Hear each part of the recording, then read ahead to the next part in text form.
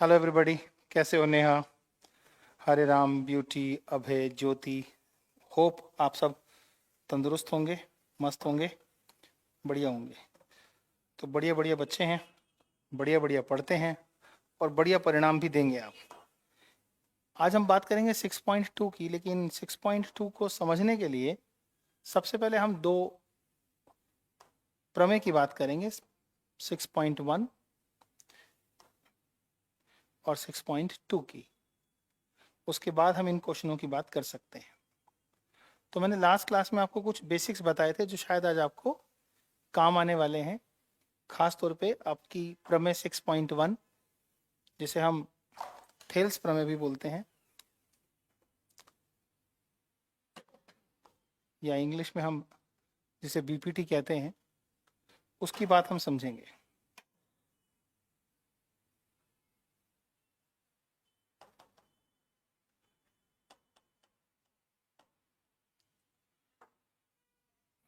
तो मैंने कुछ बेसिक बातें जब लास्ट क्लास में आपको समझाई, तो उनमें से एक सबसे इंपॉर्टेंट बात यह थी कि दो समानांतर रेखाओं के मध्य एक ही आधार पर बनने वाले दो त्रिभुजों के क्षेत्रफल समान होते हैं।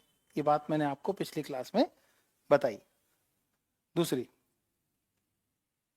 दूसरी बात मैंने ये बताई कि एक अधिकोण त्रिभुज का लंब उसके बाहर हो तो उसका क्षेत्रफल निकालते समय बाहर जो लंब होता है उसी का ही प्रयोग किया जाता है, 1/2 आधार गुणा लंब के लिए। तो इन दो बातों को ध्यान में रखते हुए हम जरा समझते हैं कि हमारी थेल्स प्रमेय या बीपीटी जो हमारी है उसके अंदर कहता क्या है। यदि अगर मैं कहने की बात करूं तो आपके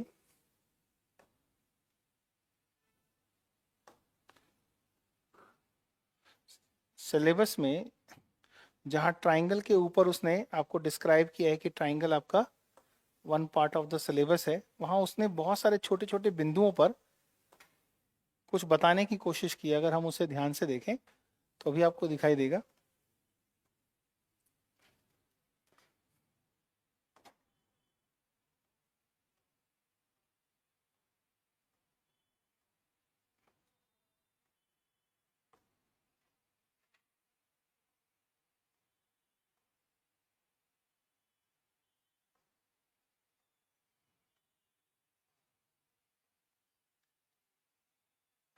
यहां वो आपको ट्राइंगल में एक बात बोलता है, इस लाइन को ध्यान से सुनिए, फिर इसको मैं हिंदी में बताता हूं आपको। If a line is drawn parallel to one side of a triangle to intersect other two sides in distinct points, the other two sides are divided in the same ratio। मतलब यदि किसी त्रिभुज की एक रेखा के समानांतर रेखा खींची जाए जो कि त्रिभुज की अन्य दो भुजाओं को दो निश्चित बिंदुओं पर काटती हो, तो ऐसे में आखिरी में उसने बोला the other two sides are divided in the same ratio. तो जो दो रेखाएं बची हैं वो समान अनुपात में विभाजित होती हैं। इसे ही हम प्रमेय 6.1 थेल्स या बीपीटी के नाम से जानते हैं। इसी का फिर जो कन्वर्स होता है, राइट, वो होता है if a line divides two sides of a triangle in the same ratio the line is parallel to third side. यदि कोई लाइन किसी त्रिभुज की दो भुजाओं को समान अनुपात में विभाजित करती है तो वह लाइन या रेखा त्रिभुज की तीसरी भुजा के समानांतर होगी, राइट। सर आपकी पीडीएफ क्यों मिलती है? बेटे मेरी पीडीएफ आपके लिए मिलती है ना। हाँ, चलो अब इन दो बिंदुओं पर आज हम काम कर लेते हैं। इसके बाद जो और बिंदुओं की बातें इसमें हैं वो धीरे धीरे हमारे पास आती रहेंगी, जैसे कि वो समरूप त्रिभुज के बारे में कह रहा है। If in two triangles the corresponding angles are equal, यदि दो त्रिभुजों में संगत कोण समान हो, their corresponding sides are proportional, और उनकी संगत भुजाएं समानुपाती हों, and the triangles are similar, तो वो जो त्रिभुज जो होंगे वो समरूप होंगे। If the corresponding sides of two triangles are proportional, मतलब दो त्रिभुजों की संगत भुजाएं समानुपाती हों, their corresponding angles are equal, और उनके संगत कोण बराबर हों, तो वो भी हमारे पास समरूप त्रिभुज होते हैं। तो हम आज जो बात करने वाले हैं वो समरूप त्रिभुज के ऊपर ही करने वाले हैं। राइट। अब आपने जब भी कहीं बीपीटी को समझने की कोशिश की होगी तो मैं उम्मीद करता हूं कि आपको बहुत सारी दिक्कत आई होगी। क्यों? क्योंकि कुछ छोटे छोटे बेसिक से बना हुआ ये कंसेप्ट आपको तंग कर सकता है।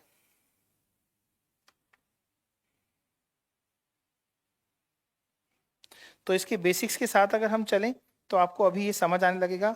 बिल्कुल भी परेशान होने की आवश्यकता नहीं है। बेस मैं आपका बना चुका हूं और समझाने के लिए मैं तैयार हूं और आप लोग भी अब तैयार हो चुके हैं। तो ये जो छोटे छोटे पॉइंट्स हैं, इन पॉइंट्स की बात हम धीरे धीरे करते रहेंगे। अब चलते हैं हम अपनी क्लास में बीपीटी को समझने के लिए। तो सबसे पहले हमें यहां पे जरूरत पड़ेगी एक त्रिभुज की।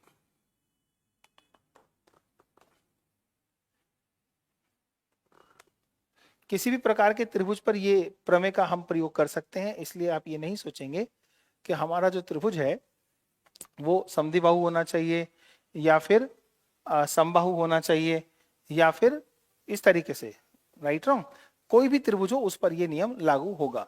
तो हम इस त्रिभुज की तीन भुजाओं में से किसी एक भुजा के समानांतर अगर कोई रेखा खींचें तो हमने मान लिया कि हम इस रेखा के समानांतर कोई रेखा खींचना चाहते हैं। तो हमने क्या किया जी, हमने एक समानांतर रेखा खींच ली। इस समानांतर रेखा के खींचने के बाद ये रेखा और ये रेखा समानांतर शो कर दी। अब क्या हुआ, अगर मैं इसको थोड़ा नीचे खींचता तो भी ये जो अन्य दो भुजाएं बची हैं, ये दोनों भुजाएं भी सही मायने में अनुपात में विभाजित होती। तो ये जो अनुपात होता, ये जो कहना चाह रहा है, जो हमें प्रूव करना है वो क्या है, जो सिद्ध करना है। तो अगर ये मान लीजिए कि हमारे पास ये एबीसी एक त्रिभुज हम ले लें, राइट, और इसमें ये बिंदु डी और ई हम ले लें, तो आपको क्या साबित करना है, जो हमें सिद्ध करना है वो समझिए। जो हमें सिद्ध करना है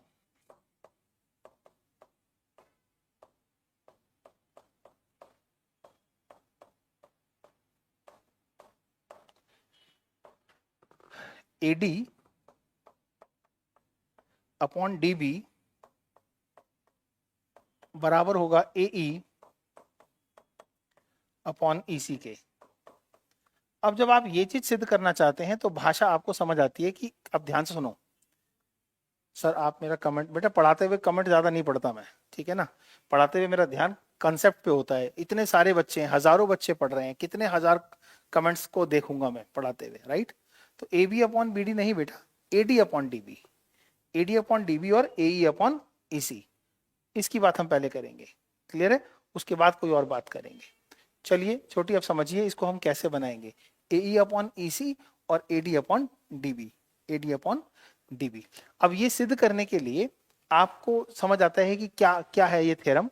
ये कहती है कि यदि किसी त्रिभुज की एक भुजा के समानांतर, राइट, एक रेखा त्रिभुज की अन्य दो भुजाओं को किसी दो बिंदुओं पर काटे, तो ऐसे में अन्य दो भुजाओं का जो विभाजन हुआ है वो, राइट, अन्य दो भुजाओं का जो विभाजन हुआ है उसे हम समानुपाती सिद्ध करना चाहते हैं। मतलब उनका जो अनुपात होगा वो समान होगा।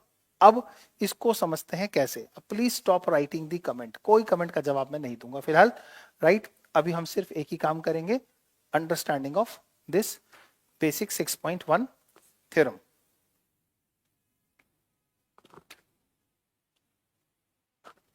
चलो काम शुरू करते हैं। कैसे करना है समझो। यहां पर सबसे पहले हमें एक काम करना होगा और वो होगा कंस्ट्रक्शन।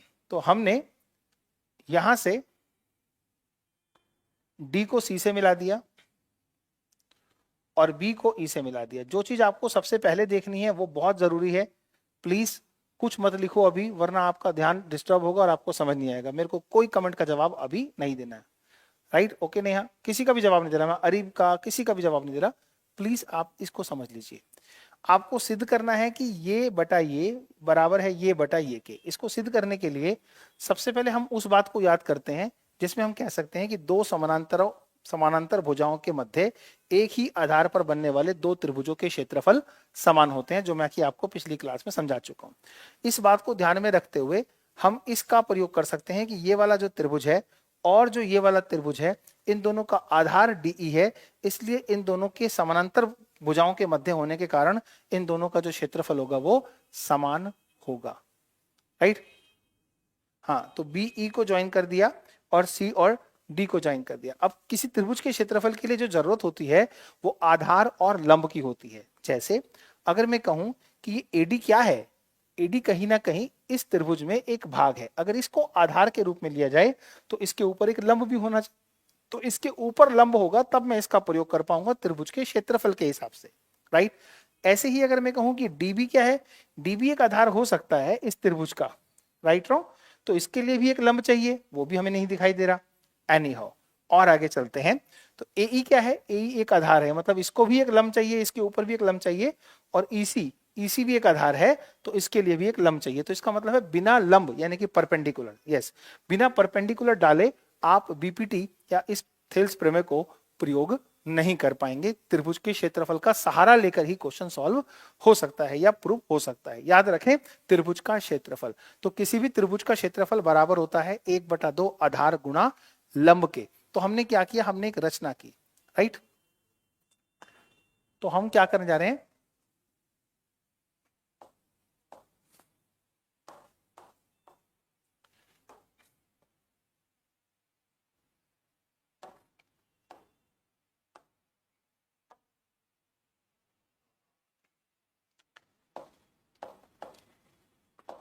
एक त्रिभुज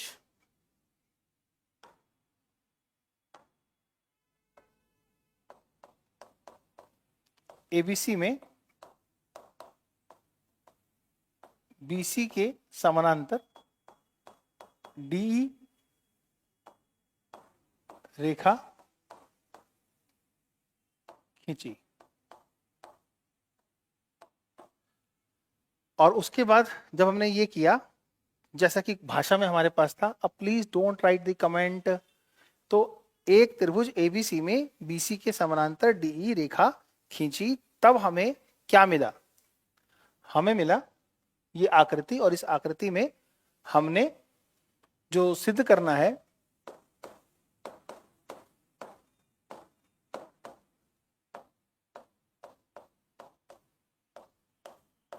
वो है आपका AD upon DB is equal to AE upon EC। अब रचना कर रहे हैं आप यहां पर, क्या, D को C से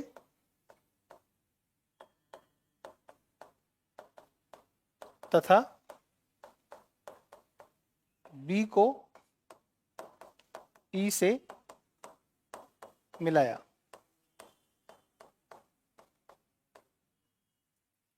अब इस काम को करने के साथ हम यहां पर लंब खींचेंगे,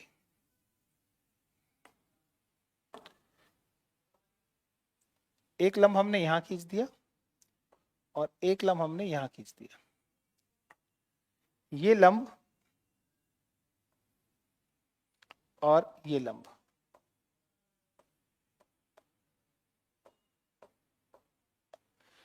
अब देखिए लंब आपको मिल गया, तो आप क्षेत्रफल निकालने के लिए इसका प्रयोग करेंगे। तो लंब का नाम भी होगा, अगर ये D से खींचा तो मान लीजिए ये हमारा N है, और E से खींचा तो ये हमारा M है, ठीक है। अब कोई कुछ ना लिखे, चीजों को समझना शुरू करें। तो यहां पे हमने D को C से मिलाया तथा B को E से मिलाया। EM लंब खींचा AD पर तथा DN लंब खींचा AE पर। ये काम करने के बाद अब हम सिद्ध करना शुरू करेंगे, राइट। तो इसकी उत्पत्ति कैसे करनी है आपने,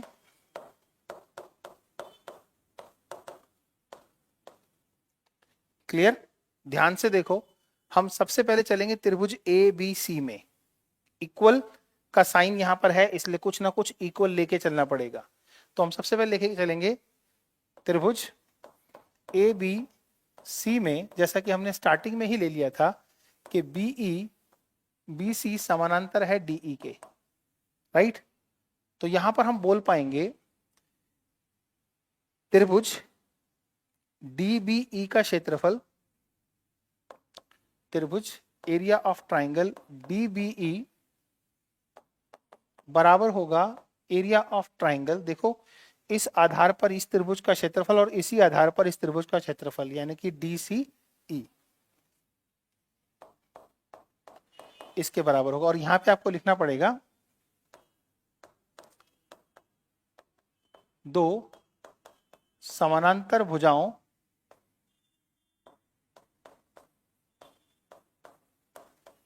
के मध्य समान आधार पर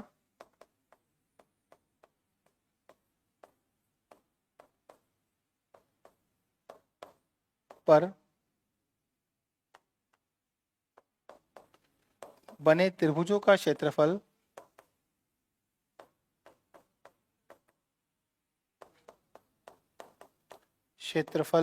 समान होता है। और यहीं से आपकी बीपीटी हल होगी।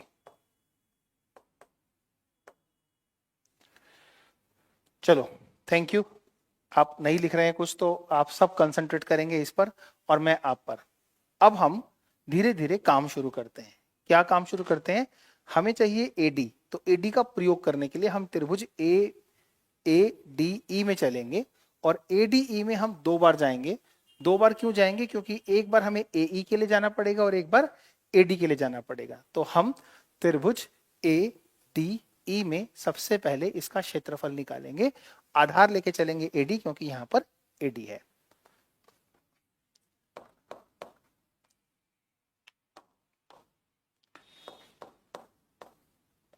ये हिंदी और इंग्लिश पढ़ाते पढ़ाते मैं बड़ा कंफ्यूज हो जाता हूं। त्रिभुज ADE में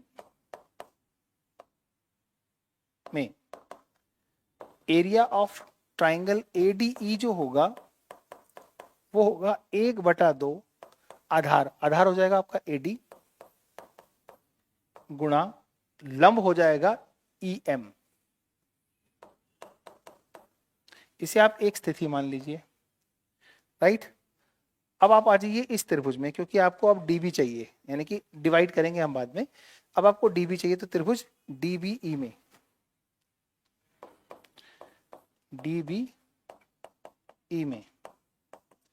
तो DBE में क्या होगा? त्रिभुज DBE के अंदर जब आप जाएंगे तो आपके पास आएगा एरिया ऑफ ट्राइंगल DBE बराबर होगा 1/2 आधार क्या होगा? DB जो हमें चाहिए, गुणा में लंब वही होगा जो ऊपर था, यानी कि EM। यही बात मैंने आपको पिछली क्लास में समझाई थी।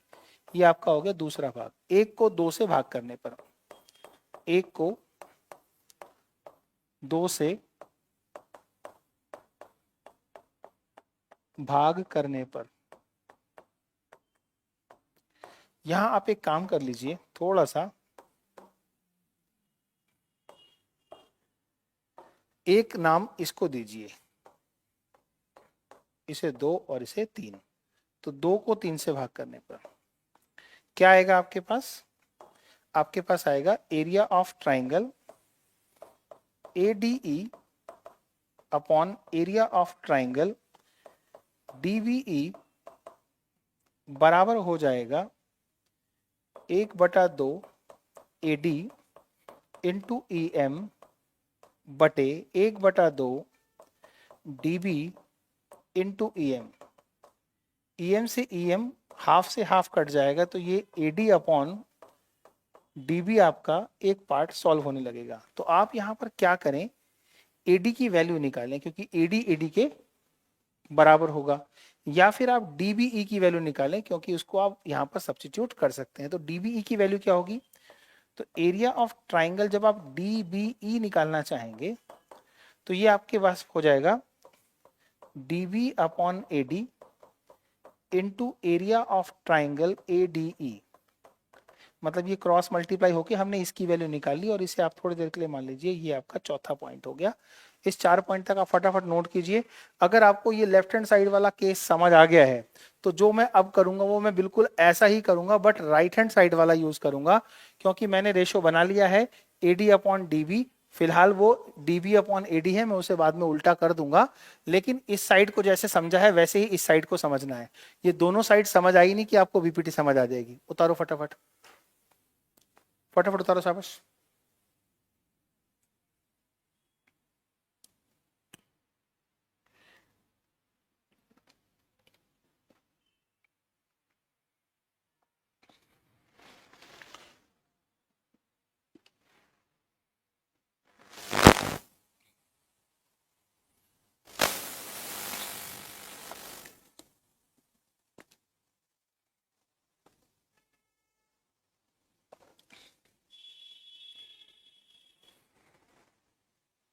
आराम से नोट करो, कोई दिक्कत नहीं है।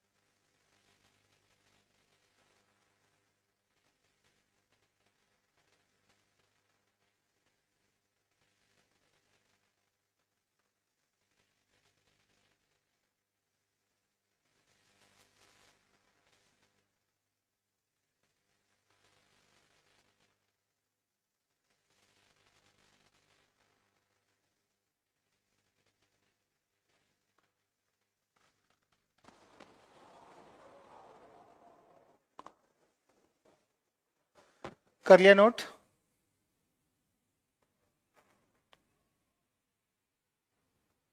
फटाफट करो, कर लो तो बता देना।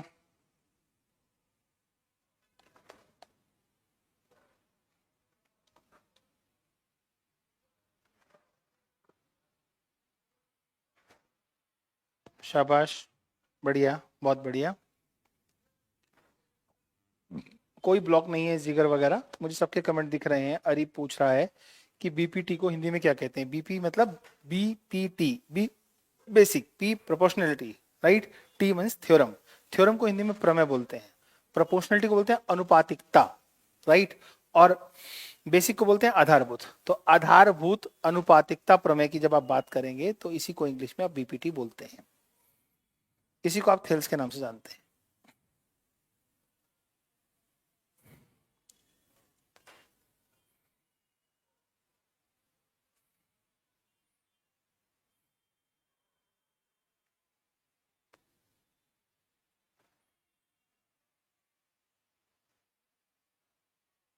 अब इतनी सी बात समझ आ गई तो सारी समझ आ जाएगी। चलो, हमने इसके अंदर क्या करना है, हमने इसके अंदर अब राइट हैंड साइड वाले पार्ट पे काम करना है। तो ध्यान रहे कि हम क्या कैलकुलेट करके निकाल चुके हैं। इससे आगे हम एक शीट ले रहे हैं, उस पे काम करेंगे। ठीक, अब हमें उसी शीट पे आगे देखते हैं कि त्रिभुज ए डी ई जो आपका था, उसमें आप area of triangle A D ई दोबारा से निकालेंगे। तो राइट हैंड साइड पे जाएंगे तो आप 1/2 ए और ई, ए ई और उसका जो परपेंडिकुलर था वो था ई एम। ध्यान से देख लो, ई एम था या एन था, अभी देख लेते हैं। यहां पर हमारे पास इस पर जो लंब था वो बेसिकली हमारे पास डी एन था। तो इसे हम ठीक कर देते हैं, डी एन। इसको आप रोक लीजिए, राइट, ये हो गया आपका 5 नंबर। फिर आप चलिए त्रिभुज, अब किस में जाएंगे, यहां देखिए। अब जाएंगे आप इस वाले ट्राइंगल में, यानी कि ये आपका क्या नाम था इसका, इसका नाम आप लिख देते DCE। DCE ये वाला ट्राइंगल जब आप लेंगे तो DCE का बेस ये होगा, परपेंडिकुलर वही DN रहेगा।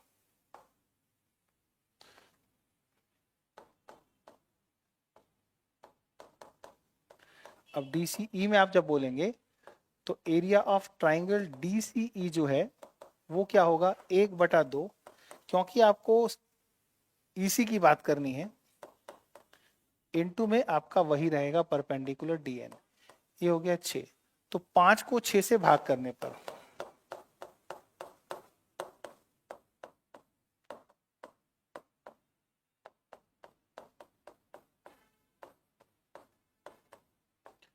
आप बोलेंगे area of triangle ADE upon area of triangle DCE बराबर हुआ 1/2 AE into DN upon 1/2 EC into में DN। यहाँ DN और हाफ कट जाएगा तो बचेगा क्या, AE अपॉन EC। अब आप देखिए कि यहाँ पर DCE की वैल्यू क्या होगी, एरिया ऑफ ट्राइंगल DCE की वैल्यू बराबर हो जाएगी area of triangle ADE into EC upon AE। ये हो गई आपकी 7th। अब आप क्या करेंगे, ध्यान से सुन लो, 4th और 7th को फर्स्ट में रखेंगे, राइट। एक तथा 4th एंड 7th को समीकरण 1 में रखने पर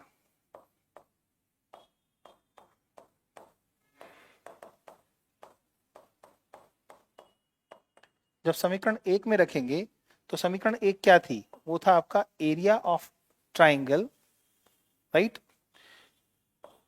DBE बराबर था एरिया ऑफ ट्राइंगल DCE के। यही था ना, एक में क्या था आपका, DBE और DCE, DBE और DCE। अब आपने जो DBE की वैल्यू निकाली थी उसको देख लो जरा, उसको आपने निकाला था यहां DB, राइट, अपॉन AD। ये वैल्यू हो गई आपकी DB upon AD into area of triangle ADE। और ये जो वैल्यू आपने निकाली है ये क्या है, EC upon AE into area of triangle ADE। जब ये ADE से ADE कट गया तो आपके पास बच गया, इसको उल्टा कर लेते हैं, तो AD अपॉन DB और ये बच गया AE अपॉन EC। और आप ध्यान से देखिए कि आपको AD अपॉन DB और AE अपॉन EC ही सिद्ध करना था और ये सिद्ध हो गया। क्या लिख रहे हो राहुल, अंडरस्टैंड वाई यू, मतलब कौन सी इंग्लिश है, आपके गांव का कुछ अलग सिस्टम है लिखने का, अंडरस्टैंड वाई पीपल, क्या है ये, कंसंट्रेशन अपना भी खराब करोगे हमारा भी खराब करोगे, कुछ ऐसी इंग्लिश तो लिखो जो हमें समझ आए। अंडरस्टैंड दैट क्वेश्चन, क्या अंडरस्टैंड दैट क्वेश्चन, क्या अंडरस्टैंड वाई, क्या अंडरस्टैंड वाई यू, क्या है ये सब, इंग्लिश नहीं आती तो सीख लो। अपना तो दिमाग खराब करोगे करोगे, हमारा भी कंसंट्रेशन खराब करोगे, थोड़ी देर के लिए ब्लॉक हो जाओ, बेटर रहेगा।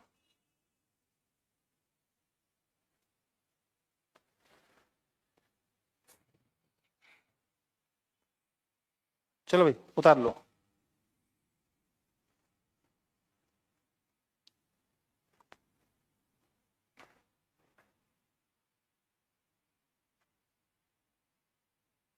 दोबारा समझाता हूँ अरीफ, बहुत आसान थ्योरम है ये, लेकिन बहुत मुश्किल लगती है बच्चों को क्योंकि उन्हें ये समझ ही नहीं आता कब क्या लिखना है, कैसे लिखना है।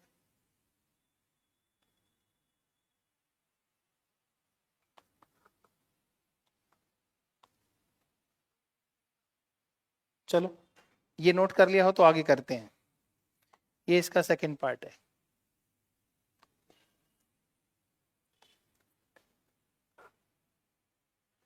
समझ आएगा ना, हार्ड नहीं है, कुछ हार्ड नहीं है, 2-3 बातें हैं इसमें समझने के लिए, अगर वो समझ आ गई तो आपको समझ आ जाएगा, मैं दोबारा बता रहा हूं। क्यों भाई नेहा, समझ आ रहा है ना? पीयूष को हार्ड लग रही है। भाई हार्ड है तो मैं आसान बना देता हूँ ना, टेंशन काहे को ले रहे हो? आपको एक छोटी सी बात बताता हूँ, ठीक है, स्टेप समझ जाओगे तो आ जाएगा समझ में। देखो ये आपके पास एक ट्राइंगल है, ये एक ट्राइंगल है आपके पास, और इस ट्राइंगल के अंदर आपने कब क्या करना है, ये आपकी इसकी एक पैरेलल लाइन दे रखी है, ठीक है। कुछ मत करो, पहले आप इस ट्राइंगल को फोकस करो और फिर इसके बेस पर बनने वाले ट्राइंगल को फोकस करो। मतलब आपका इसके बेस पर बनने वाला ट्राइंगल हो गया ये, और इसके ऊपर आ गया आपका एक परपेंडिकुलर ये। तो आपने कुछ नहीं किया, आधी थ्योरम को समझना, आधी को, अगर आधी समझ आई तो पूरी समझ आएगी। ये ए है, ये बी है, ये सी है, ठीक है, और ये आपका बिंदु डी है, और ये ई है। पूरी थ्योरम एक तरफ और समझने का तरीका एक तरफ। आपको इस ट्राइंगल के एरिया को,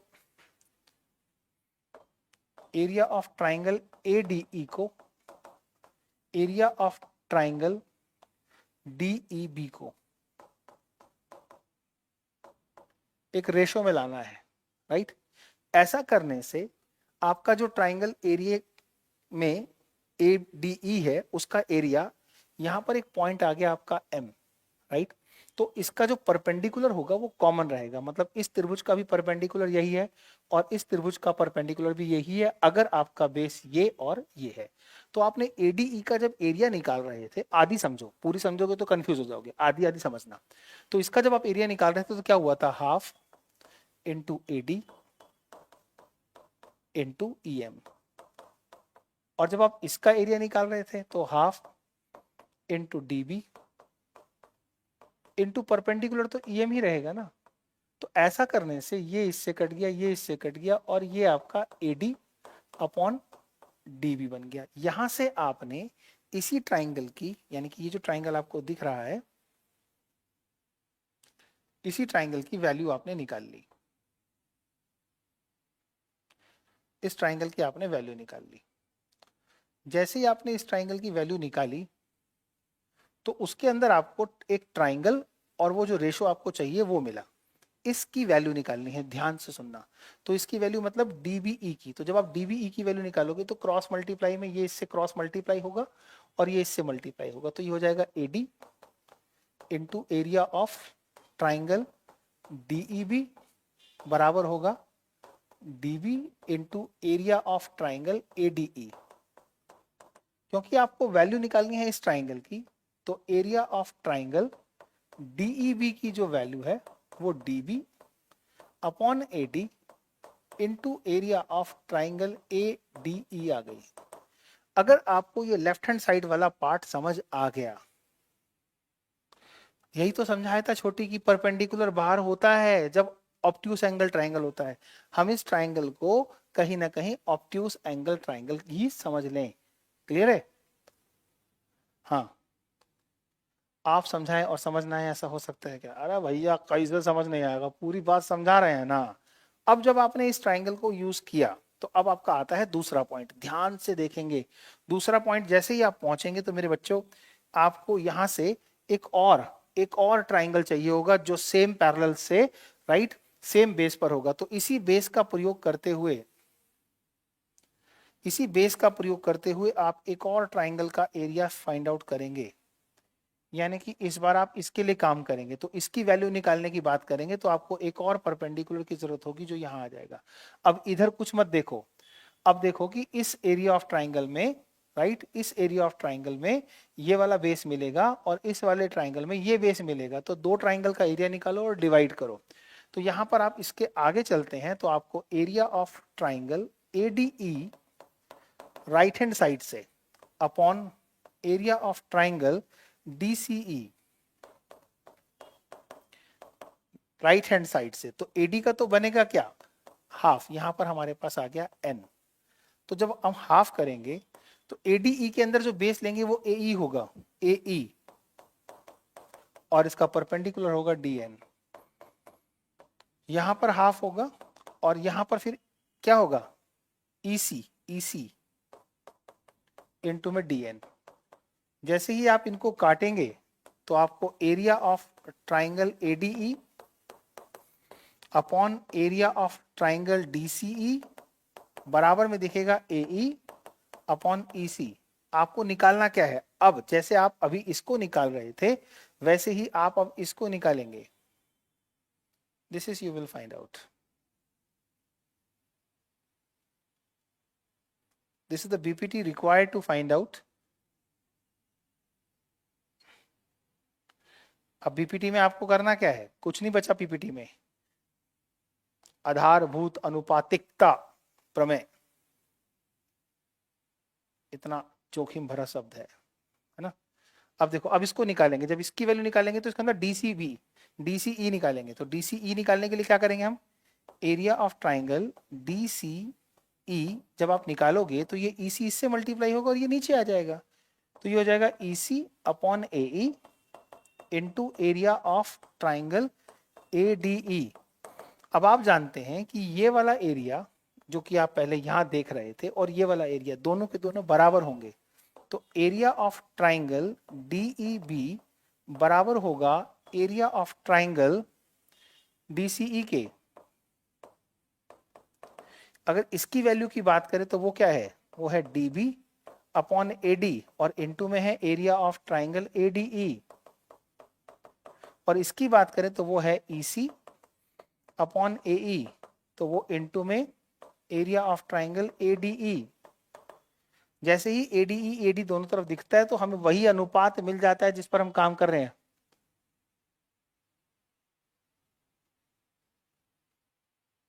कोई बात नहीं, अब ये इसको उल्टा कर दें तो AD upon DB AE upon EC हो गया हमारा सिद्ध BPT। तो BPT में करना क्या है? इतनी सी तो बात समझनी है।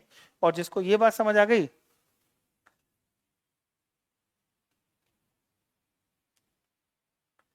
बाहर वाला लंब। बेटा मेरी कल की क्लास देखो केशव, आपने कल की क्लास मेरी देखी नहीं है। जब आप मेरी कल वाली क्लास देखोगे तो आपको अपने आप समझ आ जाएगा कि वो कैसे होगा। अब आपके दिमाग में घुसकर बैठ गया होगा ये तरीका भी। क्लियर है? तो BPT में समझना ये है कि आपको 2 बार इस क्षेत्रफल और इस क्षेत्रफल को निकालना है, जिसका नियम ये है कि ये दोनों बराबर हैं और आगे जाके हम इसे बराबर रख पाएंगे। और बराबर ये इसलिए है क्योंकि 2 समानांतर भुजाओं के मध्य समान आधार पर बनने वाले 2 त्रिभुजों के क्षेत्रफल समान होते हैं। कल की क्लास देखना एक बार कि मैं बेसिक्स ऐसे क्यों बता रहा था। मुझे पता था ना जब मैं BPT पढ़ाऊंगा, राइट, आधारभूत अनुपातिकता प्रमेय की बात जब मैं करूंगा तो समझ क्यों नहीं आएगी, क्योंकि बेस ही नहीं पता होगा।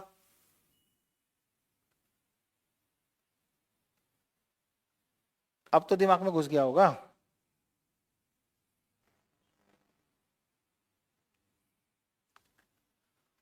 ये सारे बेसिक्स मैंने कल कराए आपको, जानबूझ के कराए, ताकि आप ये मुझसे ना पूछें कि ये क्षेत्रफल बराबर क्यों है, ये ना पूछें कि इस त्रिभुज का लंब बाहर क्यों है।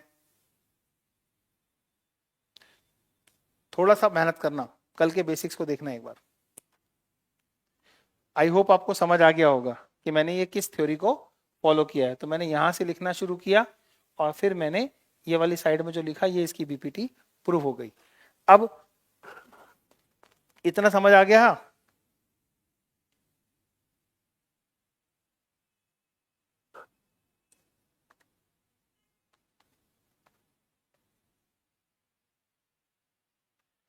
क्यों भाई छोटी, इतना बढ़िया बढ़िया कमेंट लिख रही हो, आज ये सीख कर मजा आ गया। पहले तो दिमाग के ऊपर से निकल जाता था, बट अब तो घुसा नहीं, बैठ गया है।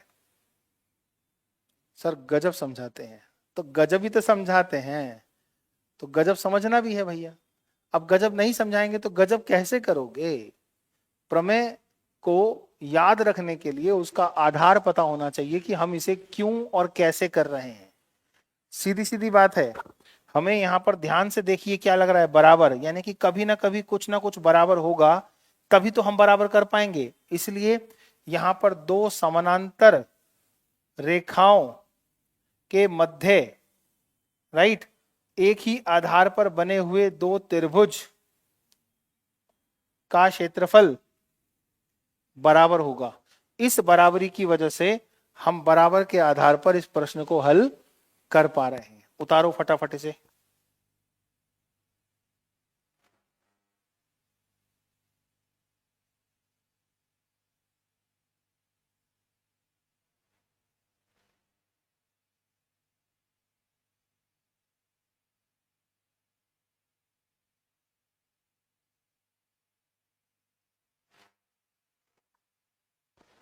सर एक बात पूछनी है, बोल बेटा बोल। वेरी नाइस सर, नोट कर लिया।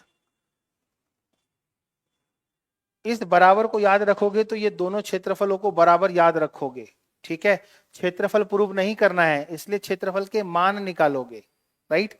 जब मान निकालोगे तो क्षेत्रफल अपने आप गायब हो जाएंगे और फिर वही अनुपात आने लगेंगे। लेकिन जिनके मान निकालोगे, जिन क्षेत्रफलों को बराबर रखना चाहते हो, उसमें कोई ना कोई आधार और कोई ना कोई लंब होगा। तो लंब क्या होगा? लंब तो गायब हो जाएगा, क्योंकि वो कॉमन चलेगा।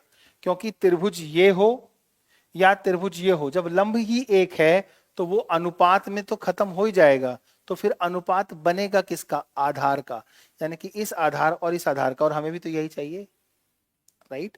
तो जब ये आधार के अनुपात बन जाएंगे इधर से भी और उधर से भी, तो माय डियर सवाल नहीं पैदा होता कि आपके दिमाग में ये घुसे ना। कहो तो मैं आपके दिमाग का ऑपरेशन कर दूं, यहां से काटूं और डाल दूं। नहीं सर काटो मत, कान में छेद है, वहां से जा रहा है, कोई दिक्कत नहीं है। यस और नो? चलो, तो आगे आपको समझ में। जब बीपीटी में इतनी मेहनत मैंने कर ली, तो और क्या बाकी है? इसका कन्वर्स, इसका विलोम, इसके विलोम की बात क्या करनी है? विलोम में ये बात करनी है कि यदि किसी त्रिभुज को एक रेखा, राइट, एक यदि किसी त्रिभुज की दो भुजाओं को एक रेखा समान अनुपात में विभाजित करती है, तो वह उस त्रिभुज की तीसरी भुजा के समानांतर होती है। ये इसका विलोम है। अभी हम कर रहे हैं समानांतर देकर समान अनुपात को प्रूव करना। फिर इसके विलोम की बात करेंगे तो वो कहेगा मैं दे रहा हूं आपको समान अनुपात, आप साबित कीजिए कि ये रेखाएं समानांतर होंगी। लेकिन अब क्योंकि 7:46 का समय हो गया है और उस प्रमेय को समझाने के लिए भी कम से कम 15 मिनट चाहिए, तो कल आते ही हम यहां पर इन सवालों को, जो बीपीटी हमने अभी पढ़ी है, थेल्स जो हमने पढ़ी है, या मैं कहूं कि आधारभूत अनुपातिकता प्रमेय का जो हमने अभी अध्ययन किया है, उसके प्रयोग से होने वाले इन प्रश्नों पर हम मिलेंगे आपको यहीं पर कल इसी जगह। तब तक के लिए मस्त रहें, स्वस्थ रहें और ऐसे ही गजब व्यस्त रहें। Thank you, bye, take care, God bless you.